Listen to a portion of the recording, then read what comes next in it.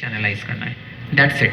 इसके बाद दिसंबर के एंड में जब जेईई मेंस तुम जाओगे तब वापस से एक बार मिलेंगे और पेपर देने की टैक्टिक्स या किस हिसाब से पेपर का एक्सपेक्टेशन होता है और पेपर के दौरान क्या करना है, टेस्ट सेंटर पे क्या करना है, क्या नहीं करना है, तब की थोड़ी सी प्रायोरिटीज़ अलग होगी। आज की priority revision, syllabus completion, affective academics पर ही थी।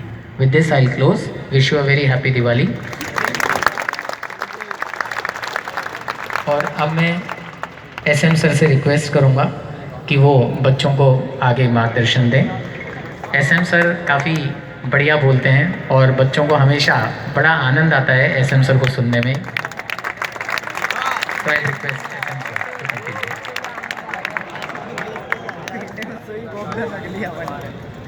Thank you Ajil sir. आखिरकार आखिरकार हमारी भी बारी आ ही गई। चलिए, लोग सीटियां बजा रहे हैं, ये नया अनुभव है हमारे लिए। पता नहीं क्यों मुझे लगता है आपका दिमाग खराब हो गया है।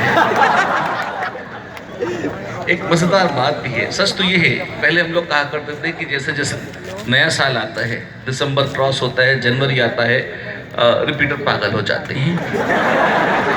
मैं भी चूंकि खुद भी रिपीटर रहा ही हूँ, इसलिए इसको अब व्यक्तिगत अपमान के तौर पर न लें। हम सब एक ही नाव में सवार हैं। उस पागलपन के दौर से मैं भी गुजरा हूँ, इसलिए बिल्कुल स्पष्टता से आपको बता सकता हूँ।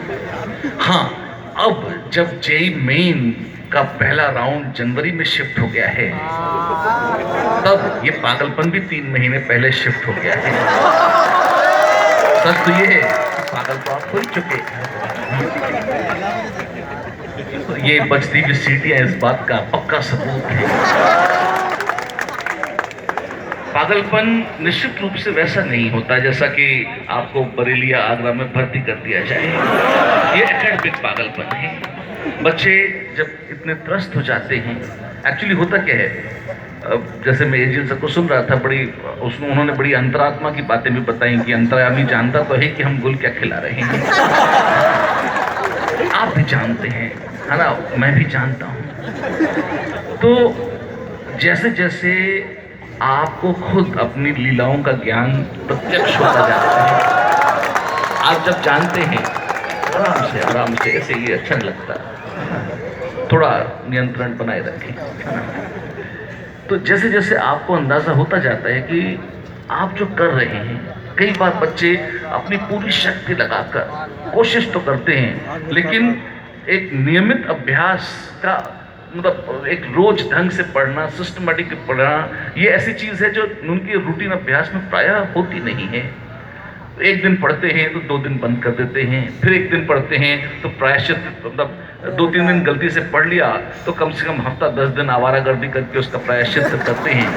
तो ये पुरानी पढ़ने की परंपरा चली आ रही है।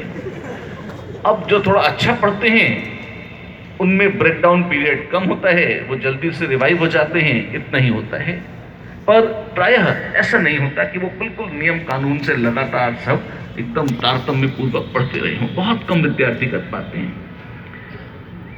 जैसे जैसे वक्त बीतता है, टेंशन बढ़ता है, आप अपने आप को पुश करना चाहते हैं, कोशिश करते हैं, this is crossing limits and let's not do this. Have sense, and if you have no sense, get out. Get out.